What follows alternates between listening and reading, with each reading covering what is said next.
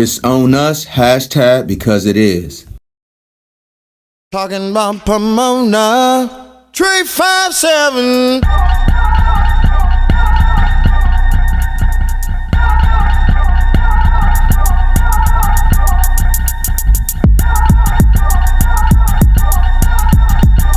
Talking about Pomona, 357. Talking about Pomona, Pomona, yeah. Talking about Pomona, 357, yeah. These around the corner, 357 degrees with a bumper sticker to say Pomona. I don't wanna die, but I know soon I'm gone. And if I die too soon, it's not fast enough to escape the drama. I'm in the vehicle. All right, y'all, again, welcome to On Us, the voice for the incarcerated. I'm your host, BG Ali, and my co-host is the Black Sheep. Before we get going, I want you guys to do me a favor and, take the time out and like and subscribe so we can continue making noise for these brothers. I got a few interviews coming from a few brothers from Death Row, who's going to give it to us raw and uncut. But today, coming all the way from Pomona, California, to the prisons, to still making moves, is my boy from Pomona. I'm going to let him introduce himself. So with no further delay, I'm going to bring the guests on today. But y'all do me that favor, like and subscribe. Like and subscribe. Let's make noise for our people, because it's on us. Hashtag because it is. All right. On us. It's your boy Abdullah the Black Sheep coming to you live once again from behind these walls. Today we got a special guest for you, Carpenter, Brother Charles Carpenter. He's a five-time author, accomplished writer from behind these walls, trying to make it happen, trying to bring back some type of understanding and trying to help heal these streets. So without further ado, I'm going to bring the brother on and let him do what he do. BG Ali, how you doing, big bro? Oh, man, I'm blessed by the best, man. Welcome to On Us, the voice for the incarcerated, man. You know what I'm saying? Let them speak. Let them be heard. Okay, here you go, brother. Brother Ali, how you doing, brother? Oh, man, I'm blessed by the blessed, man. What's going on with you, man? Not too much, man. Just hanging in there. Oh, okay. Hanging in there, man. Man, it ain't nothing like, hanging on like wet laundry, waiting for the outcome. Yeah. That's right, man. It's just a matter of just enduring and waiting for my opportunity, man. That's all it is. Okay, so how you blessing the platform today, man? Talk to me. How you blessing the platform? I want to talk about the book, Handcuffed, the book that I wrote. So we want to expound on that and share some insight about the book. Okay. Okay. So before we do that, man, let the viewers know who you are, man. You know what I'm saying? Sometimes people need to know who they talking to, man. And who the author behind that book and what was your motivation behind that book? Well, my name is Charles Carpenter. A lot of people know me as Dillinger from 357 in Pomona, faction of the Crips. I don't engage in that activity anymore. So what inspired me to write the book is, as I journeyed down my road towards transformation, I decided to outline my lifestyle. And in doing so, it turned into the book Handcuff. So basically what Handcuff is about is basically my life story in a nutshell. I talk about domestic violence, when I witnessed domestic violence in 1975 at the age of 5, and how that affected me, how that trauma affected me, and how it carried into my adult life. I talk about the California Youth Authority. I talk about my different stints in Los Padrinos, Central, Camp Scott, the whole gambit, all the way up to my life crime. So. Okay, so with that being understood, we know that you AK Dillinger, ex-affiliation of Trey 57. We know that you wrote a book. We know that you dealt with the criminal system or the AK fake justice system or just for us system for a myriad of years. How long you been down on this one? I'm on my 22nd year. I've been down since August 13th, 2002. So okay, it's been a 2002, journey. 22nd year. Yeah. All right. So what it's looking like for you, man? You know, you lifing, or you just got time, or you gonna one day, you know, return to white society? Well, the goal is to return to society, you know. So I was sentenced to 37 years to life for second-degree murder, and since that time, I've been working on myself, trying to understand who I was and who I wanted to be. You know, the person that I was basically a monster. You know, I was a threat to public safety, and I had to understand that I had to take a look at myself and revamp my whole thought process, you know, because the lifestyle that I was living, it didn't get me nowhere. You know, it cost me a lot of time in and out of incarceration and a lot of pain. So I had to take a deep look at myself and understand that, you know, my thought process was flawed and I had to change that. Okay, so without incriminating yourself, let me talk to the monster. I like to talk to the monster first, because reason why I say I talk to the monster first, I had a viewer one time. He got on here and he said, man, let the people who you interview, you know, speak their piece opposed to you getting in it, or whatever the case may be. And I respect all viewers' input, because what this is about is to try to get attention and awareness to any listener or any viewer. So my thing is this. Reason why I say it's important for people to know the dark side so they can know the light side, and in between that, what brung us from the dark to the light. So I introduced myself as BG Ali. I was a character myself in that gang society. So, you know, by me, you know, moving honorably and then being out, you know what I'm saying, I utilize my character and my name as a credit card and let people know, like, you know, you can't find nothing bad on me. It's nothing that you can search that's going to be bad on me, but this is my dark side. And then I introduce them to the new me, because it's like, you know, Saul was Paul. He was Saul before he was Paul in the Bible. You get what I'm saying? Absolutely. So from the dark side point of view, where did that mindset come from? You know, give me a vision of your dark side. Who were you? Where you came from? Why you reached the state of darkness? And then we're gonna journey on to the light. Well, you know, I was fascinated with the gang subculture from, you know, since I was a kid, right? So I knew about the Crip and Blood movement before we even moved to Pomona in 1978, right? So, you know, I had experiences in Compton, Linwood, various parts of Los Angeles. So I was very well familiar with the Crips. And so when we moved to Pomona in 1978, coming from my mother recently divorcing my father, I grew up for a period of time without a male role model in the home. So being that I had a hatred towards my father because he hit my mother, but yet subconsciously I still had a desire to have a father figure.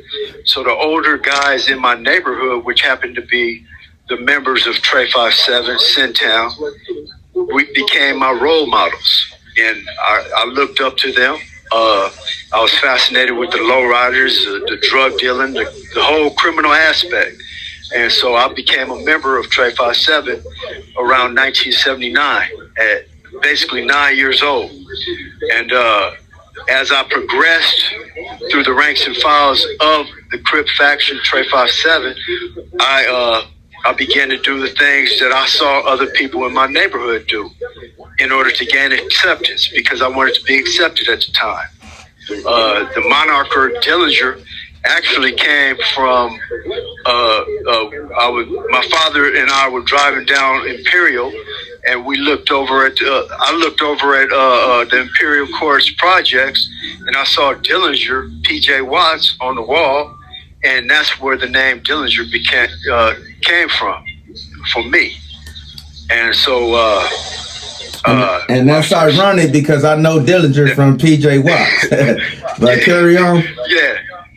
So I knew about the California Youth Authority before I stepped foot in the California Youth Authority. Why? Because the older guys in my neighborhood were showing me pictures. And to a young kid, I was impressionable, and I thought that was like a status symbol to me. To go to one of these facilities, stay down for the hood, and come back with a hero's welcome, so to speak. Yes, sir. And so I did that. I lived that life. In 1982, 12 years old, went to Los Padrinos in XY with the young kids. Ended up going to placement, went to placement, got refiled on from placement for assaulting a counselor. Ended up going to Central, going to CCB, going to court, got sentenced to long-term camp, ended up in Camp Scott in 1983. And so the list goes on, man. I was just in and out, still fascinated with being loyal to the homies, the same guys that really never supported me the way, according to my standards, while I was incarcerated. I would get right out and actively seek these guys out. And I did that year after year after year.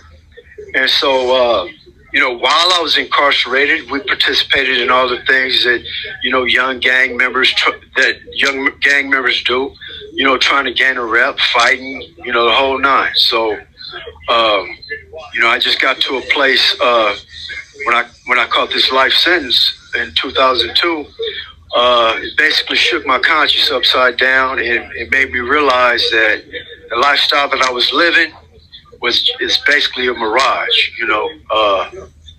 There was nothing there. I thought it was something there, but when the smoke cleared, I was the only one left standing, and everybody else pulled back, so to speak. Man, so I'm gonna chime in right there because I use that all the time. After my time would never measure up to your time, but I did almost 13 years, and I just seen. I tell all my kids and youngsters that this whole thing is a mirage. It's like, it's an illusion. I call it an illusion because at the end of the day, you start seeing things that supposed to be what it was not and was not is.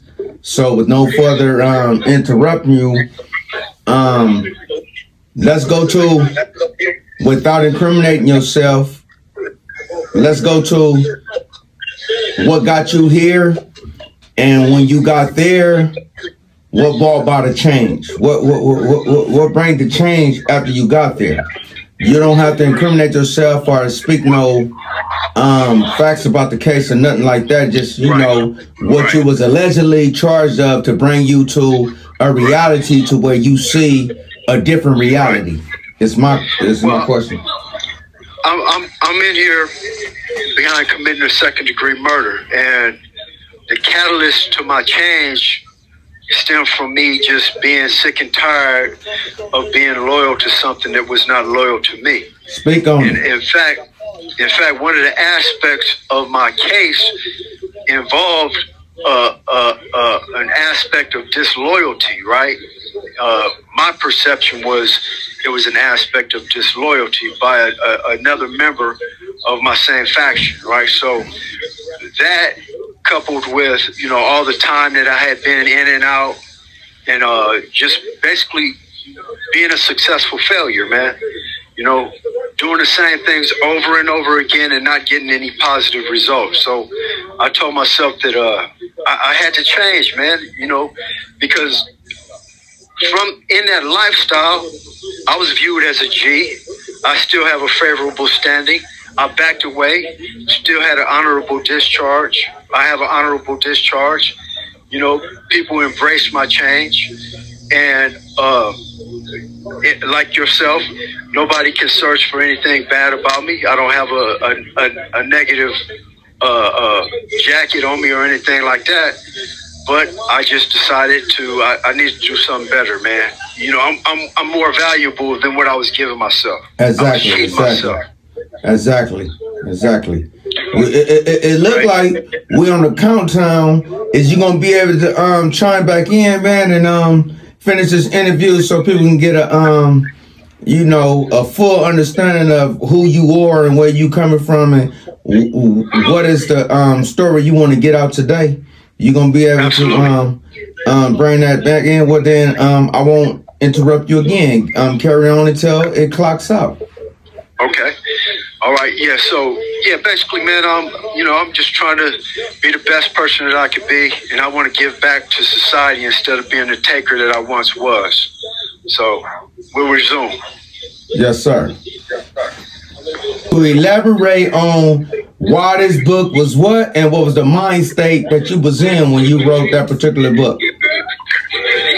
Okay. So we're starting with Handcuff. When I wrote Handcuff, I was in New Folsom, which for a lot of people that don't know, New Folsom is a maximum security level 4 180 facility. I was on B facility, and at that time, B facility was a shoe kick-out yard. So you had the worst of the worst on that yard. You had what you would call all the riders on that yard. So here it is. I'm at the beginning of my life sentence, and I decide that I am no longer affiliated with the Crips, and I stood on that, and I stood firm on that, and I didn't have any problems, right? So I made my position clear when I first got there. You know, everybody knew me as Dillinger, and then I demanded that I be called by my real name, Charles. And so one particular time, I went to see the psych one time, and the psych advised me to start journalizing. So I took that advice and I started writing. I got about 5 writing tablets from the store, from the canteen, and I started just writing from my earliest recollection of when I was a kid. And those, what started off as a journal, became my autobiography, which is Handcuff. And so now we talk about Colors of Oppression. At that time, I was in Ironwood. Around 2014, they had an unprecedented TEDx event in Ironwood, which I auditioned for, and I gave a speech. And because my first book had came out in 2012, there were a lot of inmates that knew about it, and a lot of people became jealous of it, right? So when I auditioned for the TEDx event, the panel of inmates,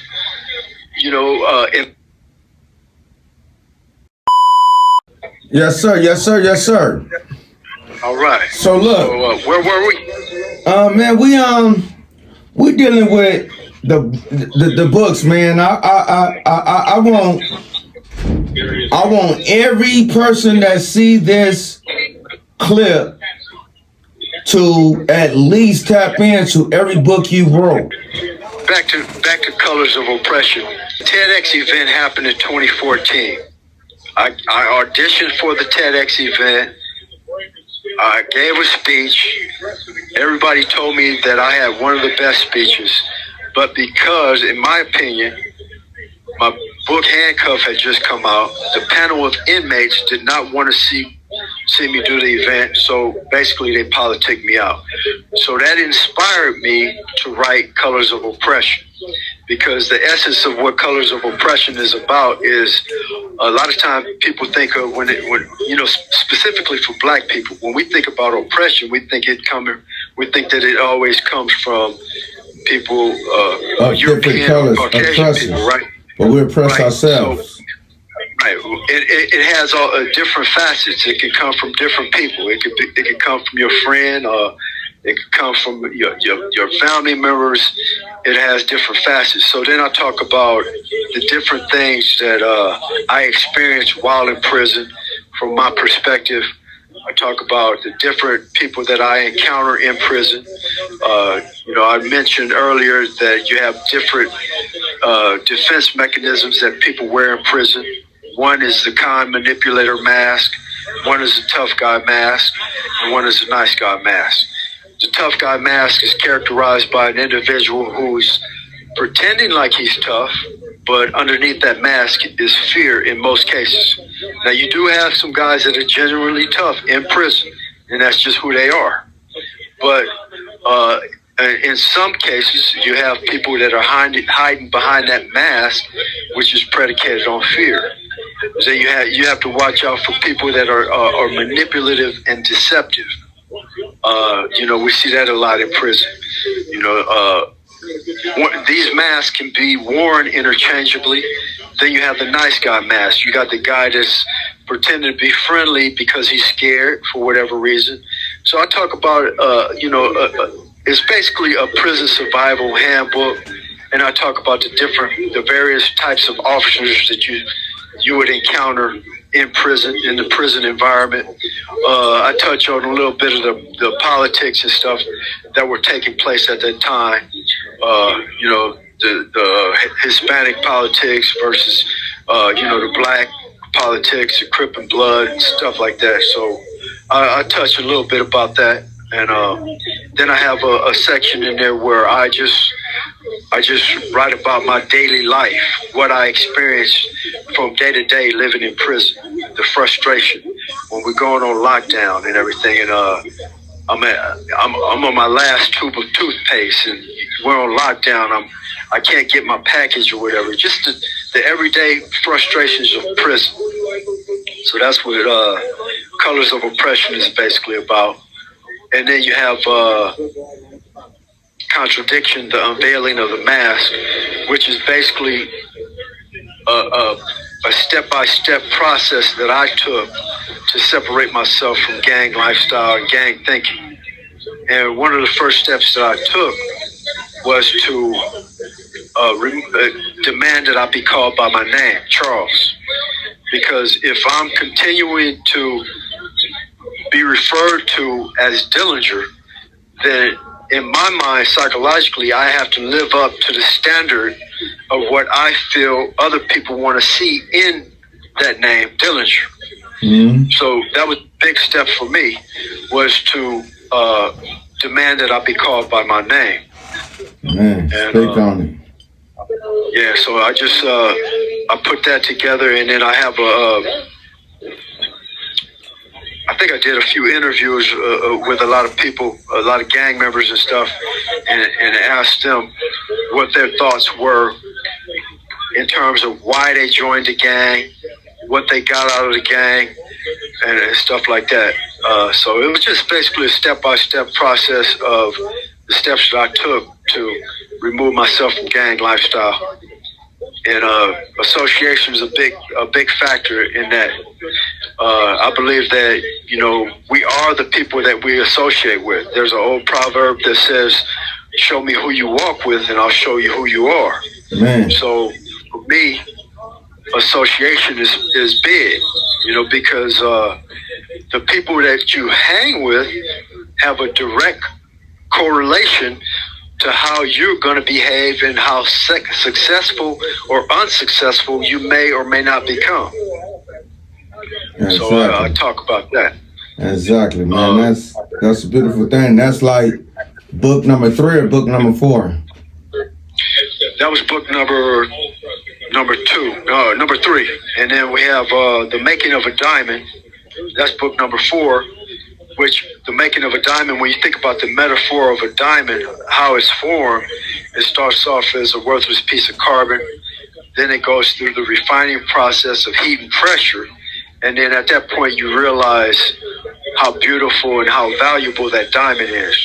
Well, that's a metaphor for my life, because even though I was in my roughest form, the value was within me the whole time. And so for me, I had to tap in, I had to tap in to my inner value and realize that I am valuable, and I deserve more than what I was giving myself. I had so much potential, but it was untapped potential because why? Because I was in that culture, in that mindset, in that warped belief system, and I thought that I'm going to stay loyal to the faction that I belong to, and then at the same time, I feared what other people might think if they realize that, hey, I am smart. I can string a complete sentence together, right? I am capable of achieving a college degree. I am capable of doing whatever I set my mind to. Exactly. And everybody has that potential within them. It's a matter of just making the choice to chase your dreams and tap into that potential. And book number 5? Book number 5 is The Anatomy of Urban Genocide. And so earlier I talked about how I explained that, in my opinion, a lot of the conditions that we see in the lower socioeconomic areas or the ghettos, we see they're strategically created. For example, we go back to the cocaine epidemic. How is it that not just a couple pounds or a couple birds here and there? How did this stuff get into our communities? It comes from an outside source. How did these military-style weapons get into our communities? They just didn't. It came from an outside source. So, and why is it that we have in the urban areas? Why do we have so many liquor stores in our communities, specifically selling malt liquor? They don't sell malt liquor in Beverly Hills. They don't sell Old English 800 in Malibu. No, it be IPAs. I be sipping on IPAs now and everything. I don't even gain a pound. So, yeah, go ahead. So, yeah, and so when we talk about all these different factors that were strategically put in our areas. And we talk about, some people can drink socially, and there's nothing wrong with that. But other people have problems with alcohol. Yes. And if you abuse alcohol, what does that lead to? That leads to alcoholism. Alcoholism. Like that. So, it blacked out, the screen blacked out for a minute. So then it gives rise to increased crime rates. Domestic violence goes up, assaults go up, murder rate goes up. And guess what? Guess what the end game is? To cart you off into the judicial system. Incarceration. Yes. So that gives rise to the birth of the prison industrial complex. So now if we can strategically sweep you into these prisons like they did for most of us black and brown people in the 70s, 80s, and the 90s, now we can monetize your misfortune. Exactly. So look, man, you have profound wisdom. I respect your level of intellect and your ability to articulate on a higher level, man. It's really like, it's beautiful. It's a blessing. I got 2 last questions. My first question is, I'm gonna say, where we at and where we at now? Well, no, where we started from and where we at now. And I seen, a picture of you and Sugar Free, and we dealing with the celebrity point of view, and you dealing with Sugar Free and your adolescence and your pure point of view. And we, I grew up with a lot of stars. I'm from Compton. Like I said, I ain't gonna name drop because this is not what we doing. But I grew up with a lot of stars. I really, literally grew up with a lot of stars. My question gonna be to you that you don't have to answer now is the before you dealing with Sugar Free, seeing where he at. And my last question for closing is, where you was to where you at now, what is your true one slap the hammer on the nail message you really trying to get out to society? So if society was to let you out today, where you at to where you are a blessing of more than a curse to society? Them my two questions. I see we at 41 seconds, but my thing is, my question when we come back on, from you being who you were, being able to deal with Sugar Free in his young stage, with the mindset that you had then to the mindset that you have now, that if society was to let you out today, who are you and what you is to society, my brother? Okay, we'll tap back in Talking about when I come back on. 357